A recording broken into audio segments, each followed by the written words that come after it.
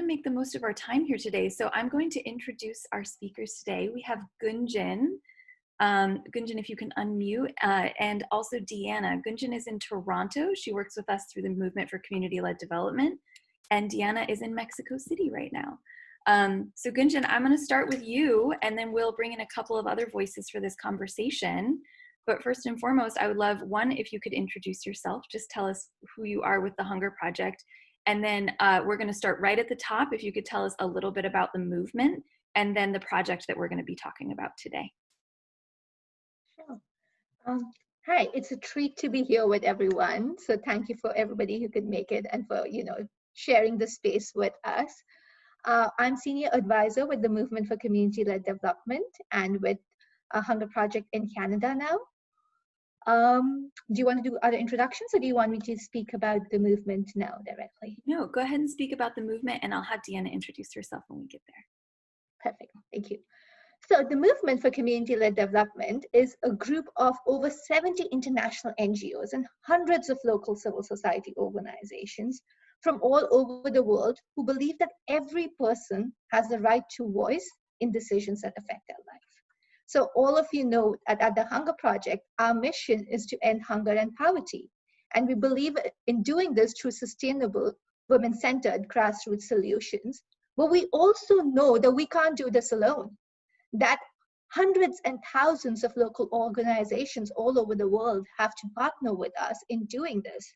And so the highest leverage role that we can play is by actually advocating for the widespread adoption of strategies that put people first. And that is really what the movement is about. In 2015, when the Sustainable Development Goals were announced at the UN General Assembly, a group of people and organizations led by our very own John Kudrow got together and said, well, this is great, but the only way we are going to achieve this is if we put people front and center in development. And so the movement was born. The Hunger Project is the global secretariat of the movement.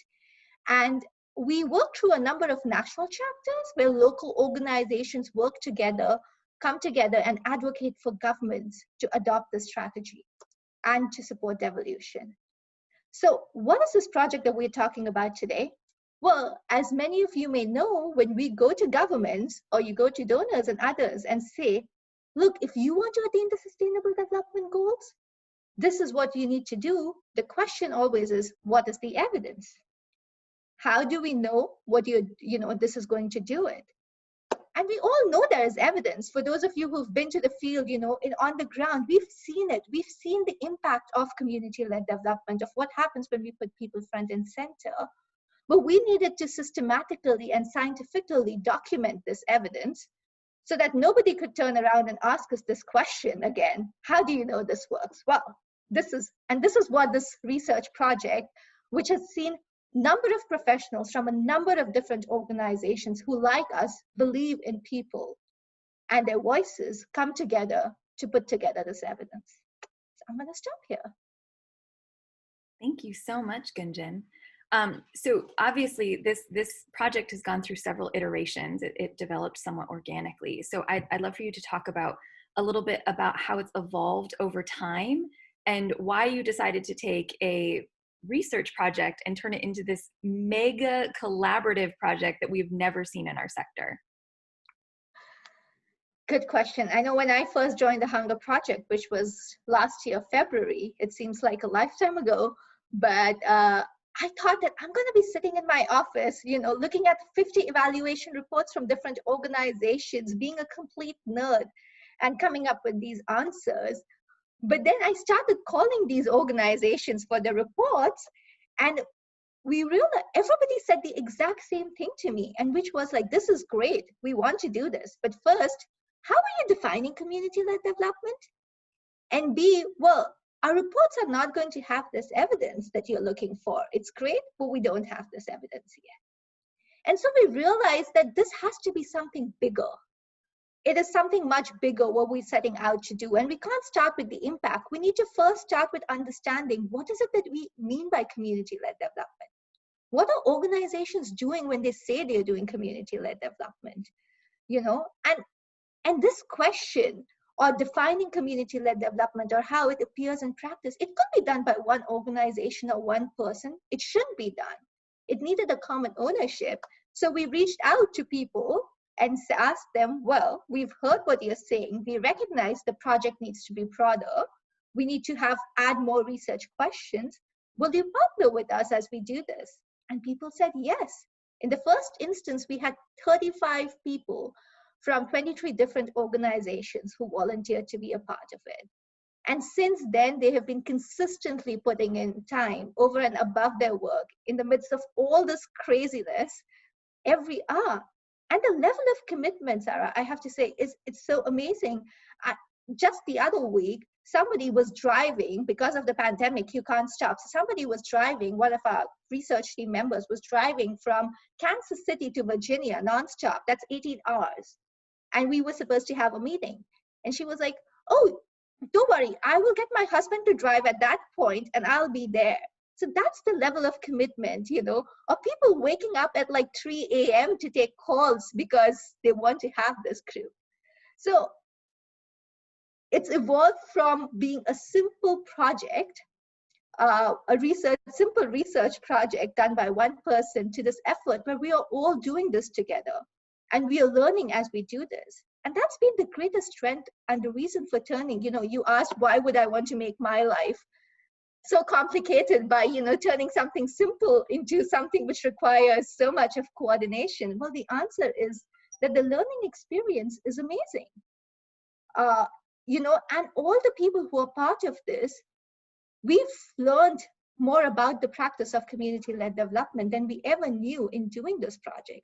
And now they have become advocates for this within their own organizations. So what started out as a simple research project has become something so much bigger. I always think of a relay race when I think of this, of this research project. You've heard me say this before. But it's like a group of people start out and then you do the work and you then move on to the next group of people who joins it. And we keep evolving and we keep growing. And now we've completed the race circuit and now we're going global. So we are spreading more rapidly than we ever thought we would. But that's the learning part of the experience and what makes it so fun. And I see Anna has this amazing map on the screen. Our research, we look at 176 community-led development programs across 65 countries. Those are the countries that we've looked at. So that's the level of influence we are talking about, even in the first instance, when we talk about what this research would do and why we needed to make it collaborative. And I imagine that's why something that began as the metadata synthesis project became the collaborative research project. And it really captured it. I think it was an important name change. So props to you for seeing that. This is a conversation about collaboration. So I really would like to bring in one of your partners and another voice, if we can quickly. Janet Edmond, if you wouldn't mind unmuting. Janet is the Senior Director for Peace and Development Partnership at Conservation International. She was among the first 35 people who signed on to this with Gunjan, joined the research team, was a part of defining community-led development, and obviously was a part of making the tool that we're talking about today. So Janet, were you able to unmute? Yeah, can you hear me? Oh, there you are. Hi, it's nice to meet you. Yeah, it's nice to see you guys. Yeah, I wanted to ask you, so you were one of the first people to join in April, and you have been through that level of commitment that Gunjan was just talking about over the last weeks, months, all this time. And I was wondering if in just a couple of minutes, you could talk about why you decided to take on this additional work in the first place and why you're continued to commitment to this commitment with the movement for community-led development. Sure. No. So I work for Conservation International, which is an international environmental group, and human well-being is just as important to us as the conservation of nature. So, way back in the day, the snow yesterday reminded me of when John and Sarah and I went to visit Susan Wong at the World Bank, and she kind of threw this, prove to me that community-led development works. That was kind of the charge. And one of the reasons that being from conservation, we know that nature underpins every aspect of sustainable development, community development. So like Gunjan mentioned, the communities are really the center. That's where everything originates from. So our mission really aligns with the Hunger Project, and this research project appeals for many reasons, but the first is that we're a science-based organization, so we're constantly being asked for the evidence, show me the evidence, and so this really dovetails with a lot of other activities that we were doing, and it was really, for me personally, really fulfilling to learn so much from the colleagues and the other organizations, and Gunjan and her SWAT team of interns did such a great job of keeping us on task, and lots of different perspectives came into this. So it really was a very rich discussion, and I'm so glad that we have the tool. We've made it to the part where we can share, and there is a lot more learning to do. So I'm really excited to be among you, and definitely shout out to Anne, who helped us with some of the research questions before, right? The framing of the research. So it's really nice to see you all. Thank you so much for inviting me. Thank you so much for being here, Janet. I'm so glad you could join us. And again, it speaks to how, we hear a lot, especially within the Hunger Project, we hear a lot from Gunjan and her SWAT team of interns, as you describe them, which I love. And it's really lovely to hear some of the voices that she is working with as a part of this larger group. So thank you for being with us. So back to you, Gunjan. I was wondering, why is collaboration important for community-led development? What as a part of this process have you learned? So I have to say that, collaboration, when we identified 11 principles of community-led development, collaboration has been one of those principles. So it is central to community-led development. But in this research, I remember when we were starting this out, we have a group of advisors. So we wanted to be rigorous and robust, right? So in addition to this whole team of practitioners who are working on it, we got this group of advisors, academics, and experts to kind of review each and every, not just word, but comma and full stop that goes into the research reports and the tools that you see. So, and one of them told me very early on that, as you do this research, this is remarkable, but as you do this research, you're going to be so tempted to talk about products, to think about the results of it. But the real value of what you're doing is in the process. It is in this collaboration that the work is truly happening, because it is in this collaboration that people are truly becoming engaged with the idea of community-led development, of being together and working together as a movement, of truly living to the principles that we talk about in our work. And that's really happened. That's been the most exciting part. I think that's why all of us have been willing to wake up and do 3 a.m. calls or, these crazy things, because it has been so enriching. And so that would never have come had it been done by one person or one organization, that pooling of skills, of expertise. So what started out simply as a research, with a few meetings where people come together, has truly evolved into something so much bigger. It's become a movement, right? I mean, we always had the movement, but I think somewhere the research again has taken us back to what we were when we started out. I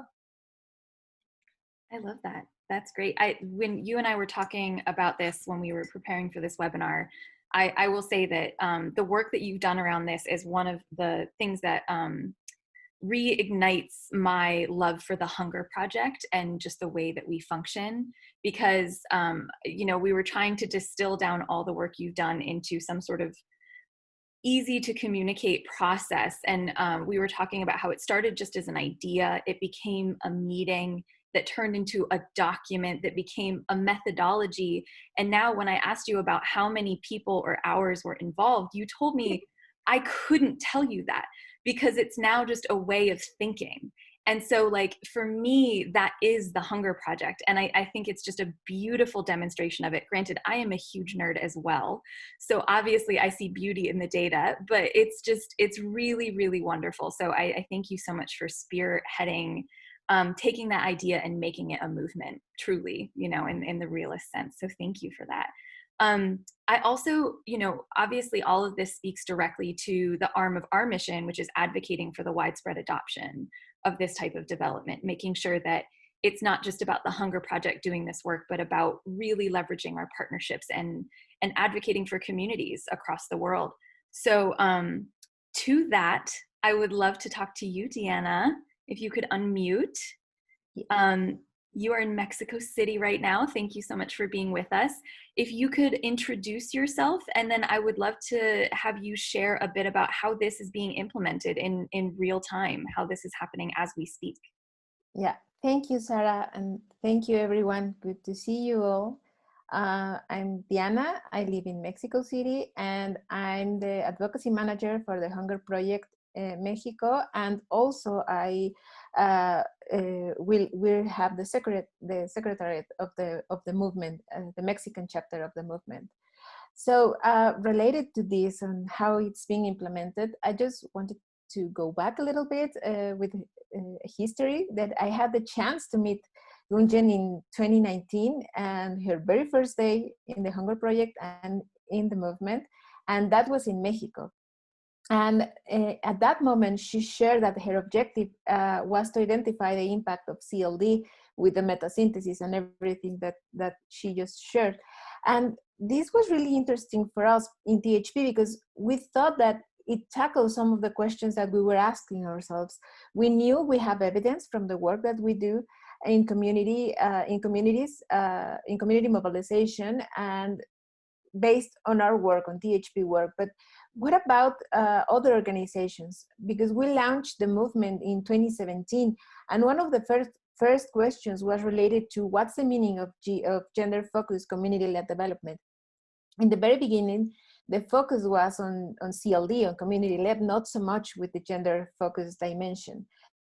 So we need to explain to all of the organizations that we work with, to all of our allies, that GFCLD was, and we didn't have a common language or even a concept. We knew we shared some principles, and because of the reputation of THP and the work we have, they know that they wanted to share to the movement, and we're almost 20 organizations in the Mexican chapter. And in that moment, for example, the 11 principles or the 11 characteristics that Gunjan just shared and that came up with the scoping group, that would be very useful for us because in that moment we didn't have that. But right now, what we have is a chance to use and implement this amazing work, all the work on this global research collaboration, and really spread and scaling up our model. Because not all the organizations in the Mexican movement use the concept of gender-focused community-led development as their model, or they don't name their approach like that. But we share some values and some perspectives. And with the tool, with the 11 characteristics and the knowledge built in the collaborative research project, the Mexican movement has an amazing chance because we know we're being part of something global, something bigger, and a part of something that it's giving us a chance to use these tools. Because it is some of the challenges, some of the difficulties is that not all of the organizations in Mexico have all the skills or the time or the resources for doing this, but we do know how to work on field and how to get the communities, and that's our main goal. Because if we cannot make that this tool, this knowledge means something into the people's life and into the people's self-reliance, we're not going to be able to really have a very good, a very product of all this process. We don't want we don't want that this remains as an academic process or something that is very useful in the general knowledge, but this needs to meet something into people's lives. Yeah, thank you so much. I really I appreciate that. As you and I were having these conversations, that was, I think, the most powerful thing to hear you talking about is we can say a lot about collaboration, but when it comes down to it, you're like, we need this to be in different languages, which means even finding that common language. And you don't think about that part when you're looking for like, okay, we're making the tool, you know, and I really loved your focus on that. And, you know, talking about if you want to connect to the community, thinking about the people who are going to use this tool, creating an enabling environment, thinking about language, access to technology, reticence to engage with the process, right? So you have to back all the way up into why does this matter in the first place, and why should you engage with us in this conversation? And then taking that at the community level and scaling that all the way up to government influence, right? That's what's on you right now. And you are learning that in real time.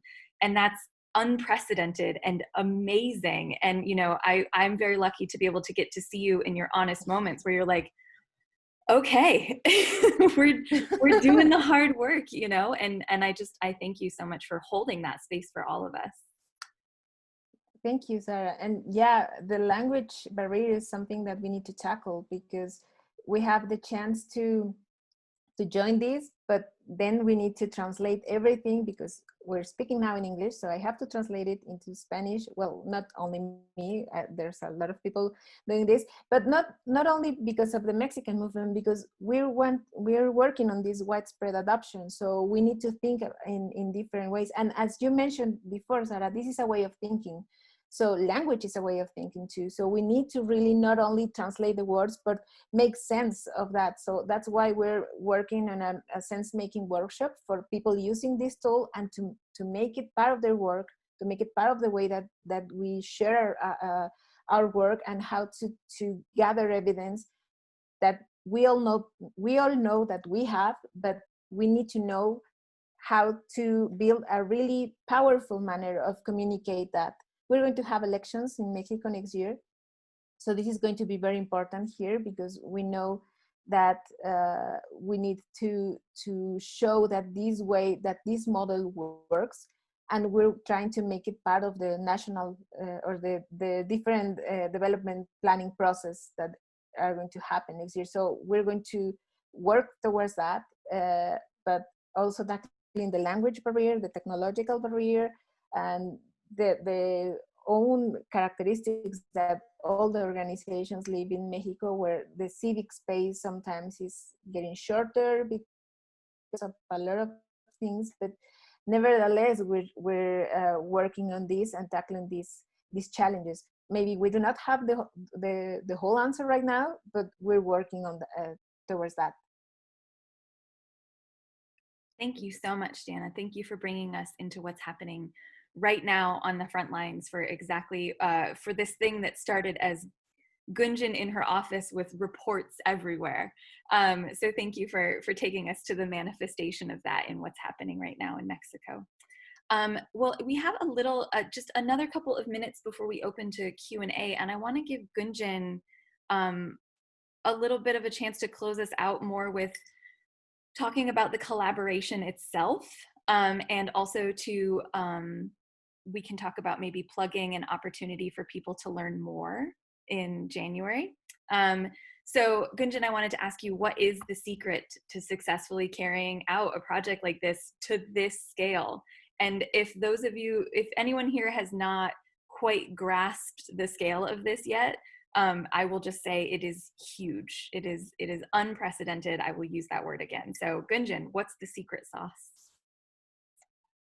You're muted. There's no secret. Oh, I thought the secret sauce was just not sleeping, but clearly there's more. Actually, I will answer that. Before that, Sarah, I want to take a minute to just flag a couple of things. To Diana's point, and I guess it somehow does answer your question about translation. So when we said we're going to bring the tool out, and we brought it out in English and French and now Spanish. But the power of collaboration, right? So yes, 2 days ago, yesterday, in fact, we had this monthly movement call, and one of our partner organizations said that they're going to roll out the tool in their organization, and they offered to bring in translations of the tool in Swahili, in Orisi, in Nepali, in all these languages where we didn't have the capability or we hadn't even thought of. And this is just one organization. Now imagine What happens when every organization which is using it does this, right?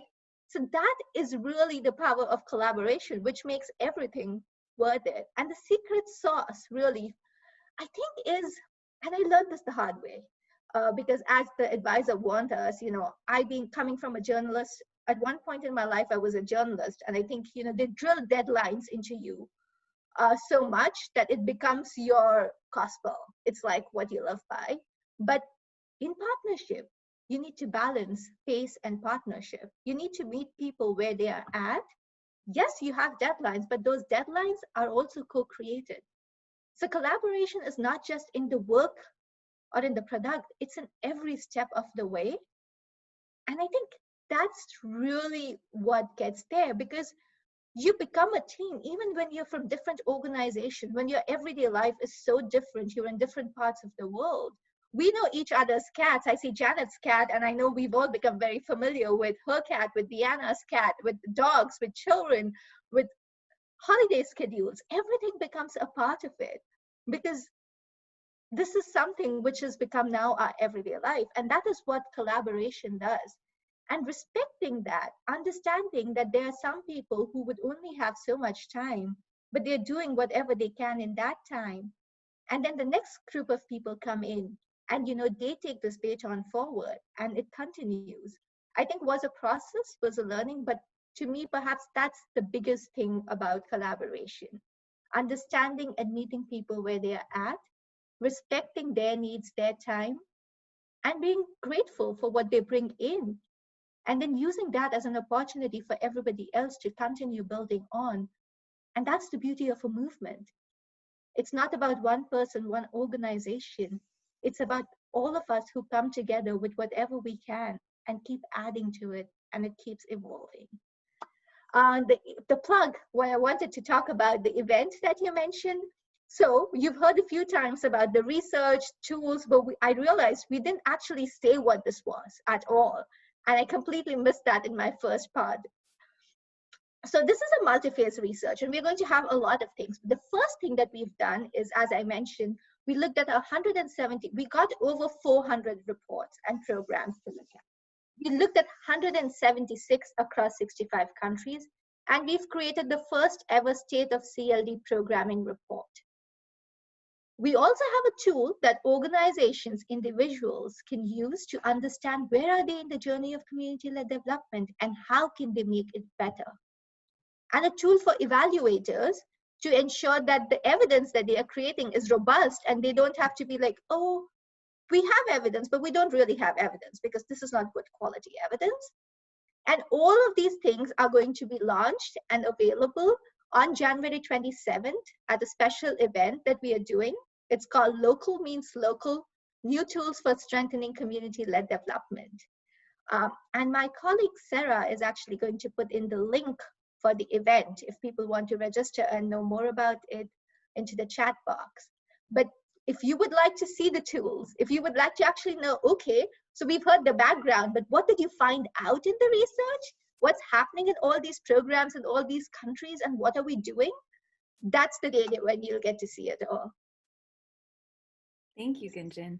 And I do think, we can speak, I would love to hear one of the questions that has arisen in the chat box is around some of the evidence and the things that you've discovered. So it would be nice if maybe you could share like one or two highlights of things that you've discovered.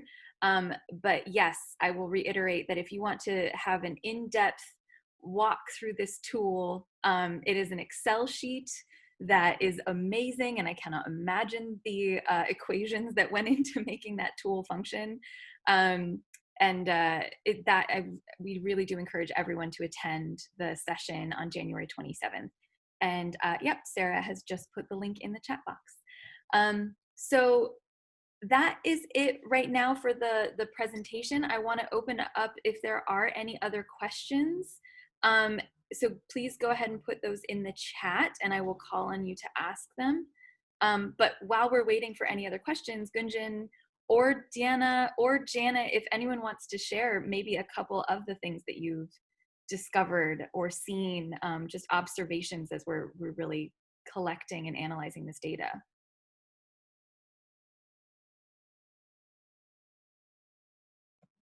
Sure. Deanna, Janet, would you like to come in, or do you want me to briefly share a couple of things? Okay, so I just want to give a couple of highlights because the tool is released. It's actually on our website, and I'm putting a link to it right here. But the report is not, and the report is going to come out in January. But one thing that we found, for instance, is that the duration of program and the number of CLD characteristics that appear in a program, there is a strong correlation between that. So programs that are 7 to 10 years long seem to have the most number of CLD characteristics. Guess how long our epicenter strategies are supposed to be? What is the ideal time frame we talk about for that? 8 years. So, but that's just one finding, that there is something about the duration of programming and the presence of CLD characteristics. Why, how? You need to wait for the report to look at that. But that's one thing. One of the surprising facts, though, we came across was that programs that said they focused on gender did not have as many CLD characteristics as we thought they would. And that was a big shock for us. So again, an area that we need to look at. Accountability and monitoring and evaluation and sustainability were the characteristics that were the most absent in reports in these 65 programs. And here I want to say that any of what I'm saying, this is talking about what the reports of the program say. So in evaluations or in research, we always say that absence of evidence is not evidence of absence. When I say that accountability wasn't as present, it doesn't mean that CLD programs are not doing accountability. It could just be that they are not writing about accountability in their reports. And so we need to change the way we are writing about it. But just a snapshot. Could you tell us the 11 characteristics? Or Deanna, do you want to tell us the 11 characteristics? So yeah, we're talking about voice, agency, participation. I have to, if you want to jump in. Quiz. We need to, yeah, exactly. I'm failing my quiz. Collaboration, of course, that's one of the important ones. Transformative capacity. Transformative capacity. Adaptability. Yeah, go ahead. Community assets. Did you say that one already? Yes, community assets. We also had sustainability there. We have capacity development there. We have, let's see, what else was there? I think I mentioned accountability. Yeah. Already. So, adaptability too was another one. Yeah. Adaptability. Nice.